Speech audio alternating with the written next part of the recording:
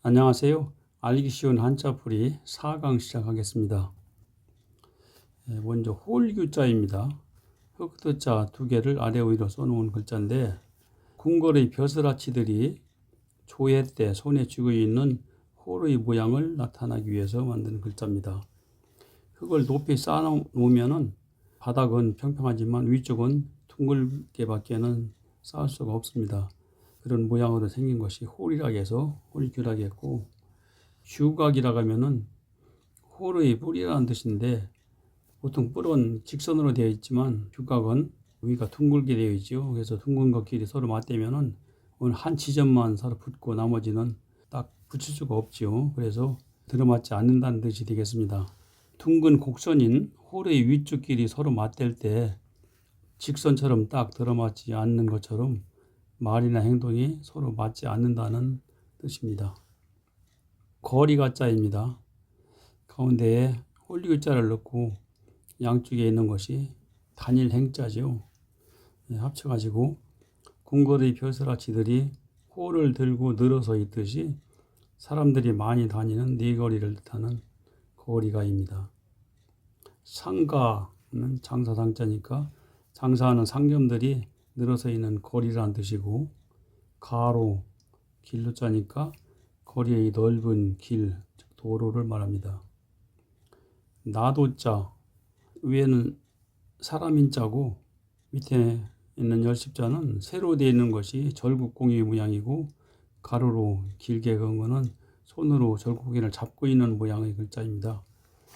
그래서 원래 절국공의를 나타내는 글자인데, 사람이 가운데를 잡고 절구질하는 절국공의 모양, 다른 글자 합쳐서 읽을 때는 절구질하는 다는 뜻으로 쓰이고, 절국공의 그림자가 절구통 안으로 들어가면 한낮 점심때가 되었음을 알았다. 그래서 혼자 쓸 때는 낮 오라고 하는데, 마당에서 절구질할 때 아침에는 해가 동쪽에 뜨니까 절구의 그림자가 서쪽으로 늘어지고, 또 오후에는 해가 서쪽에 있으니까 동쪽으로 늘어지는데, 해가 한 가운데 떠 있을 때 그때는 절구통 안으로 그림자가 다 들어가죠. 그때가 바로 점심때다, 한낮이다 해가지고 낮 오라고 하는 글자입니다. 오후 하면은 뒤오자니까 낮 12시 이후를 말하는 거고, 정오는 정확하게 낮 12시를 가리키는 거네요. 원래는 절국공이 오자였는데 이 글자가 나도자로 쓰다 보니까 절국공이를 나타내는 글자는 나무 목변에 이 오자를 써가지고 나무로 된 절국공이다 해서 절국공이 저자를 별도로 만들어 쓰고 있습니다.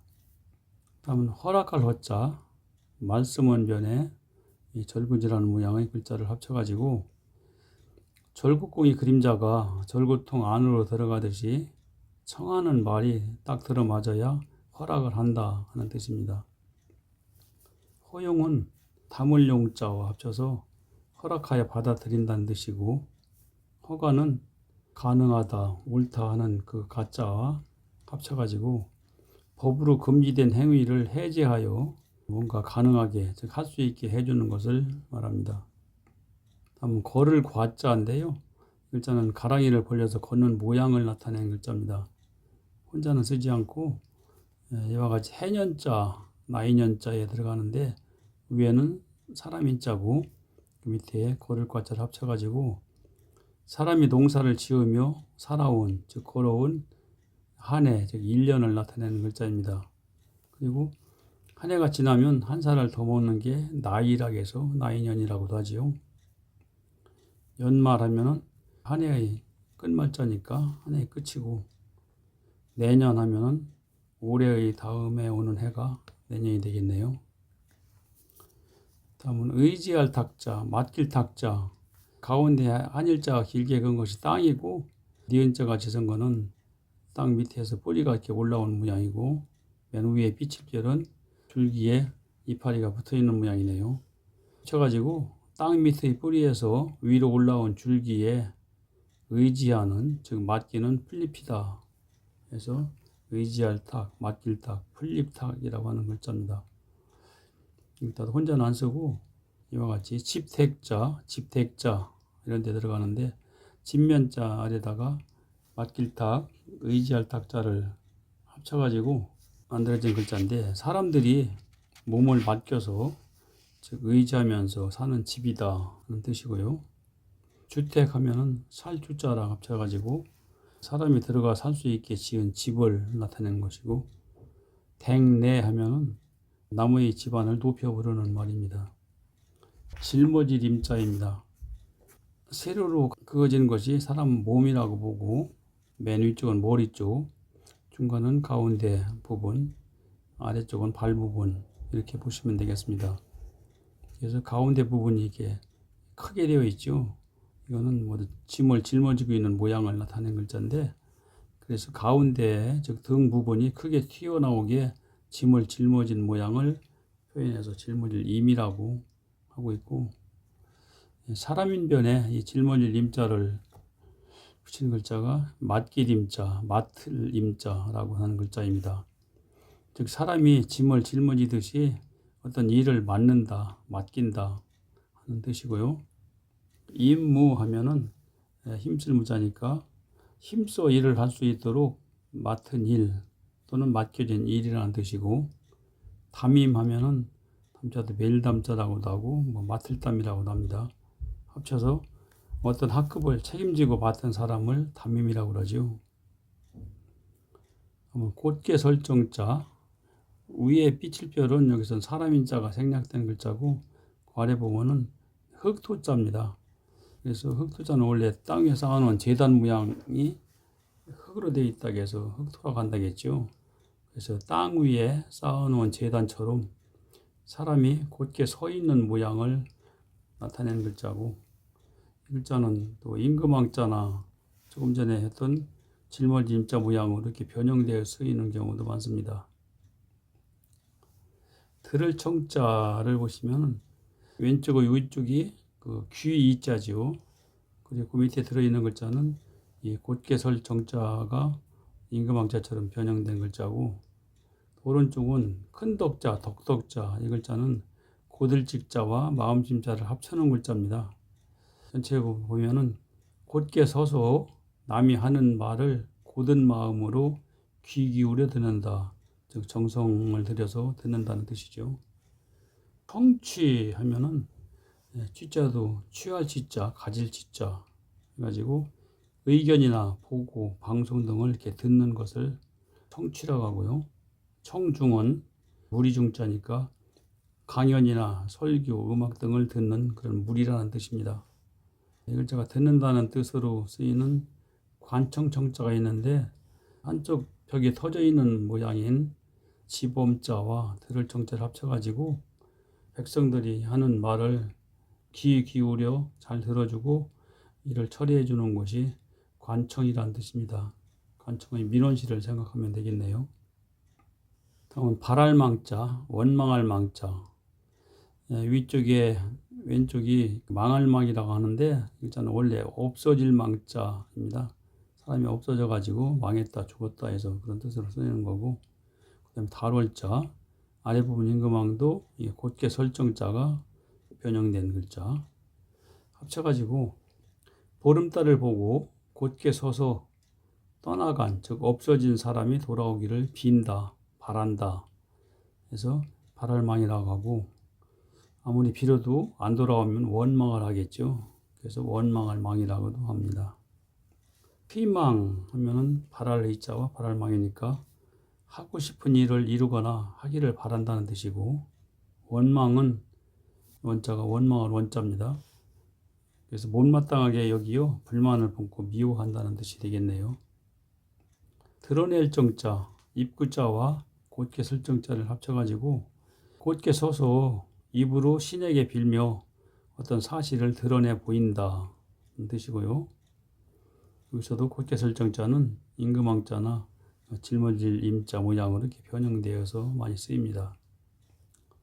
과정정자, 벼화자와 드러낼 정자를 합쳐서 과정정, 길정이라고 그랬는데, 벼 이삭을 밖으로 드러내면서 낯가리를 쌓는 그런 과정이다, 그런 길이다 시고, 또 낯가리에 벼 이삭이 밖으로 드러난 정도다, 한도다 해서 정도정, 한도정이라고도 합니다. 과정, 지날 과자니까 일이 되어가는 어떤 경로를 말하는 거고, 일정은 하루의 과정이니까 그날 해야 할 일이나 순서를 나타내는 말입니다.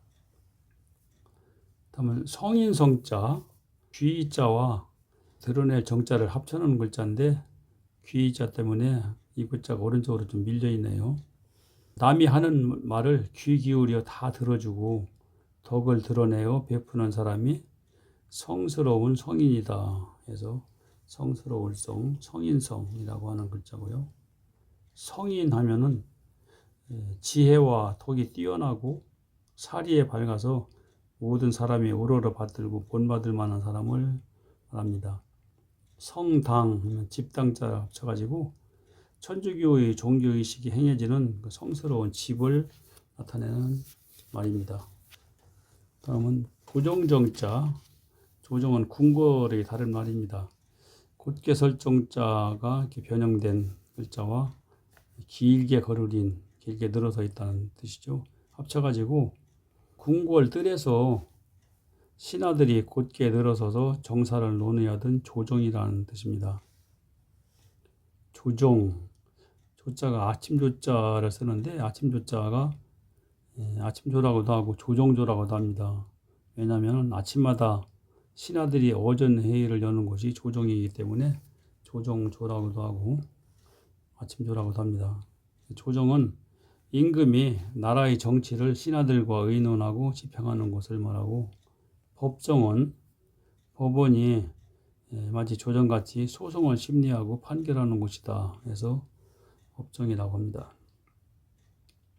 뜰정자, 한쪽 벽에 터져 있는 지범자와 조정정자를 합쳐가지고 궁궐 마당에 신하들이 곧게 늘어서서 정사를 논의하던 조정의 뜰이라는 뜻이고요.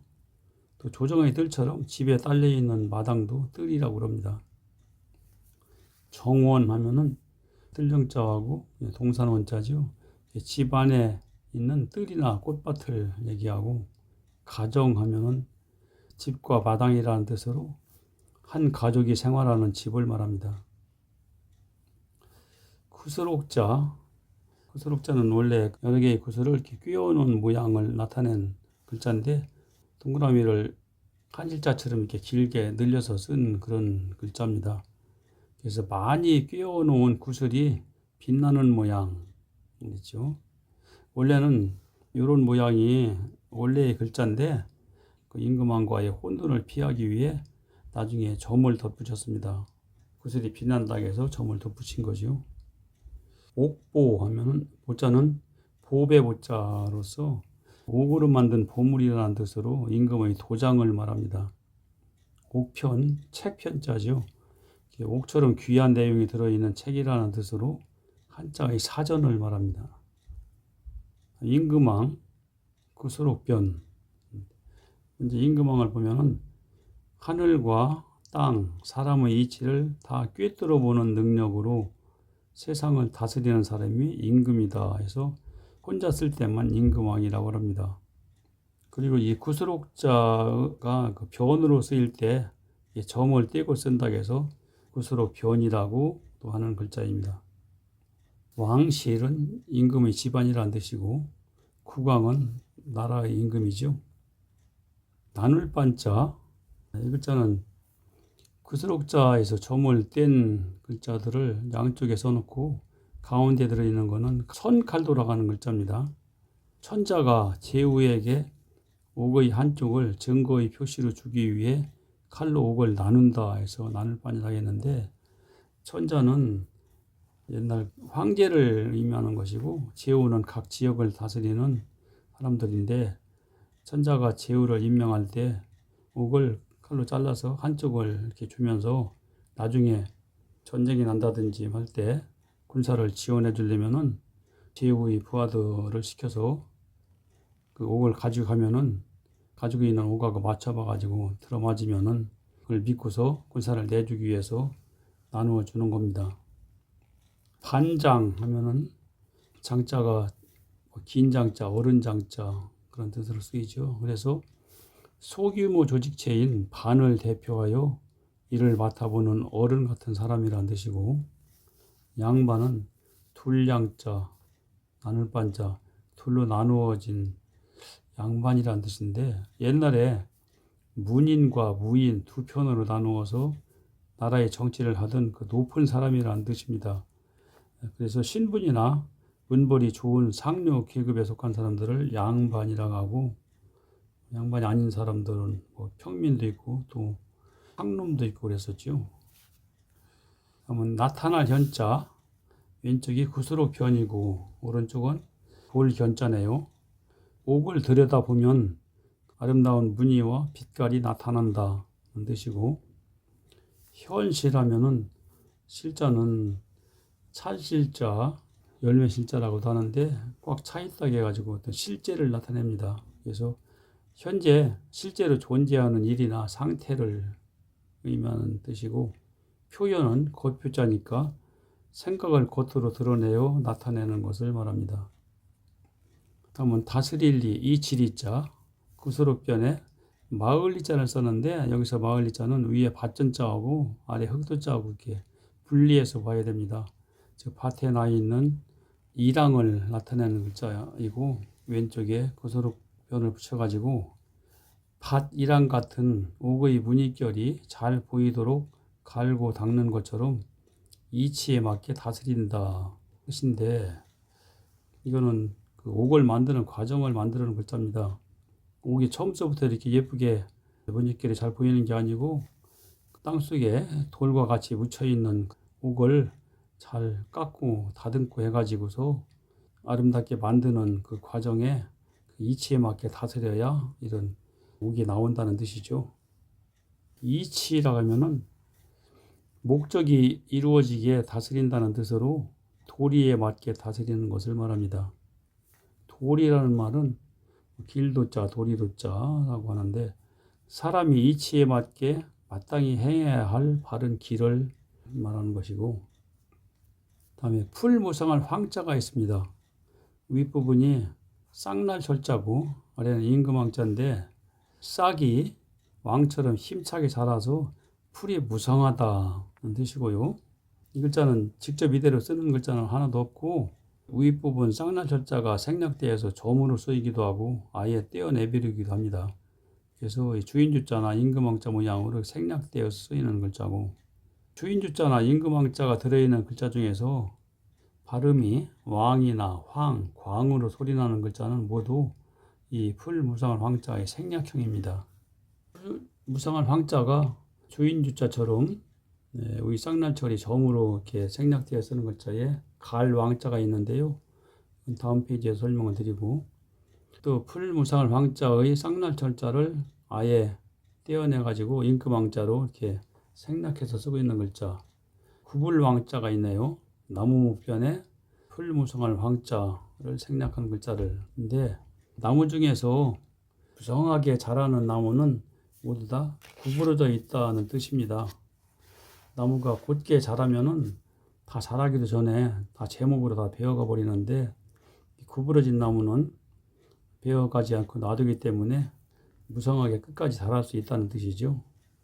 그래서 구부러진 나무가 선산을 지킨다는 말이 있죠. 그거는 제목으로 쓸 수 없기 때문에 그냥 놔둬가지고 끝까지 자랐기 때문에 그렇다는 얘기입니다. 또 못난 자식이 부모를 지키며 효도한다는 말과 비슷하네요.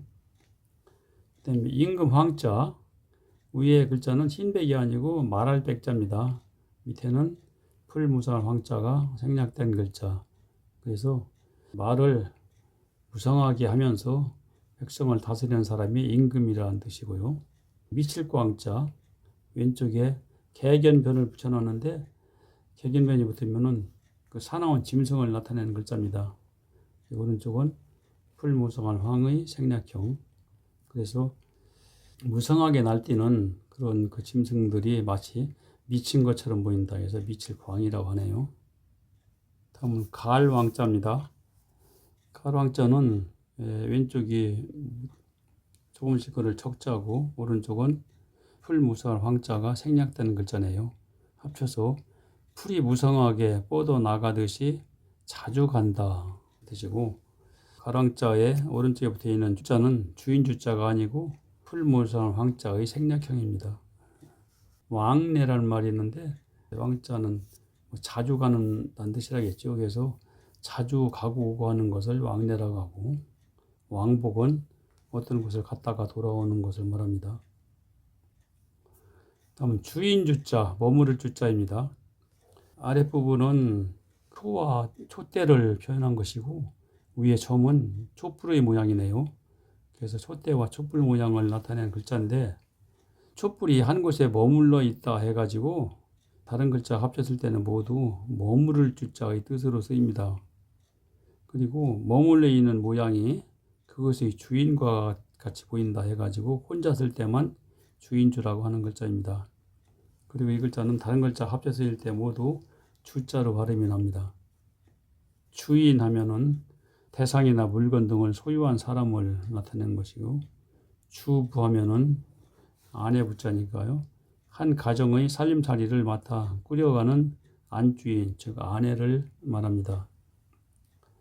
이 글자가 머무를 주자의 뜻으로 쓰이는 글자들 몇 개를 나열해 봤는데, 먼저 말마자에 머무를 주자를 합쳐가지고 머무를 주라고 했는데, 이건 옛날에 그 역마차라고 해가지고요, 서울에서 부산까지 어떤 소식을 전하려면은 말을 타고 가는데 말이 지쳐가지고 중간중간에 말을 이렇게 바꿔줄 수 있는 그런 말들을 이렇게 대기시켜 놓습니다. 그 말들이 역마에 머물러 있다고 해서 머무를 주라고 하는 글자고, 심지주자는 풀이 머무를 수 있는 것이 심지죠. 기둥주자는 집을 지을 때 천장을 받치고 이렇게 머물러 있는 나무가 기둥이라는 뜻입니다. 또 예쁠주자는 여자에 머무를 자를 썼는데, 여자가 머무른다는 뜻이 아니고 남자가 지나가다가 예쁜 여자가 있으면은 발길이 머물러서 떨어지질 않고 계속 바라만 보고 있다 해서 그렇게 예쁜 여자라 해서 예쁠주라고 하는 글자입니다. 살주자가 되겠습니다. 사람인 변에 머무를 주를 합쳐가지고 사람이 일정 기간 한 곳에 머무르며 산다 하는 뜻이고, 주소하면은 사는 곳이죠. 거주하면은 일정한 곳에 머물러 산다는 뜻이고요. 부을주, 물댈주, 물수변에 머무를 주를 합쳐가지고 물이 일정 기간 한 곳에 머무르도록 하기 위해 다른 쪽 물을 끌어다 댄다, 붓는다 이 뜻입니다. 주유하면은 기름주자니까 자동차 따위에 기름을 부어 넣는 것을 말하고, 주입은 흘러 들어가도록 부어 넣는 것을 말합니다. 지금까지 설명드린 내용에 나오는 글자들을 나열해 놨고, 또 단어들도 이렇게 나열을 해 놨습니다. 복습하기 위해서 화면을 정지시키고 읽어보시면 좋을 것 같습니다. 이상으로 4강 강의를 마치겠습니다.